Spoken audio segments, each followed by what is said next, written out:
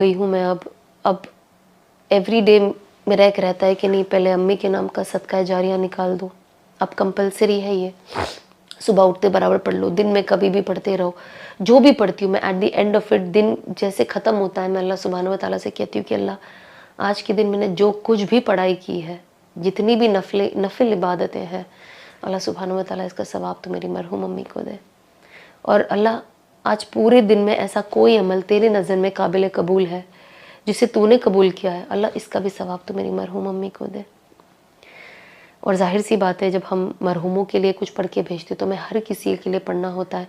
हमारे दूसरे जितने भी घर वाले हैं, उसके अलावा मोमिनीन व मोमिनात, मुस्लिमीन व मुस्लिमात, इन सब पे पढ़ के भेजना है। आदम अलैहिस्सलाम से लेके आज तक जितने भी लोग कब्र में जा चुके हैं, उन तक ये सवाब भेजना है।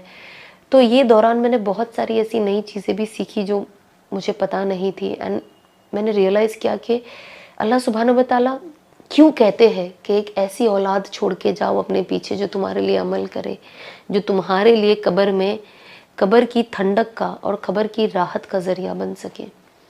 सदका जारिया करके जाओ, कोई ऐसा इल्म छोड़ के जाओ या नेक औलाद। मुझे अभी भी याद है, जब मम्मी सोफ़े पे बैठे होते थे और मैं बात करती, मैं हमेशा कहती थी मम्मी पढ़ो और कुरान पढ़ो और ये करो और वो करो वो करो। तो हमें हमेशा अपनी मौत को याद रखना है, रोज़ हमें अपनी मौत को याद रखना है। तो मम्मी को यही कहती थी, और पढ़ो, फिर हम कब्र में जाएंगे तो कम पढ़ेगा, कौन पढ़ेगा हमारे लिए। तो मेरी मम्मी मुझे इतने प्यार से देखती थी, मुझे कहती थी तू है ना। जब भी मैं कुछ पढ़ती हूँ ना, मुझे वही नज़ारा याद आ जाता है। अभी भी मेरे दिमाग में वो चीज़ है कि सोफ़े पे मेरी मम्मी बैठी थी, मुझे देखा और मुझे कहा तू है ना, तू पढ़ेगी। तो बस मेरी मम्मी ने तो दुनिया में बहुत नेक काम करे हैं। एक नेक खातून थी वो। घर को जोड़ के रखना, लोगों को फ़ौरन माफ़ कर देना। आज भी झगड़ा हुआ तो मेरी मम्मी कल भी माफ़ कर देवे। आज रात को कोई फ़ोन करे तो आज भी माफ़ कर दे।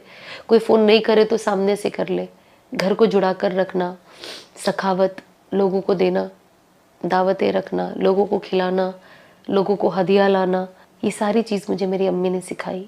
अनस बताते हैं कि एक हफ़्ते पहले मेरी अम्मी ने उन्हें बुला के बोला, बस ऐसे ही जब हम हज पे जा रहे थे, अनस कुछ भी हो जाए मेरी बेटी का ध्यान रखना और मेरे घर वालों का भी ध्यान रखना, सबको जुड़ा कर रखना। एंड ये अनस ने मुझे बताया नहीं। जब हम आए, जब अम्मी का ये हादसा हुआ, तब अनस ने मुझे बताया कि अम्मी ने उनको ये बताया था। कहा कि सना कभी कभी गर्म होकर लड़ती है, पर वो अच्छी लड़की है, उसका ऐसा मकसद नहीं होता है, बस वो बहुत जज्बाती है। बस अम्मी के लिए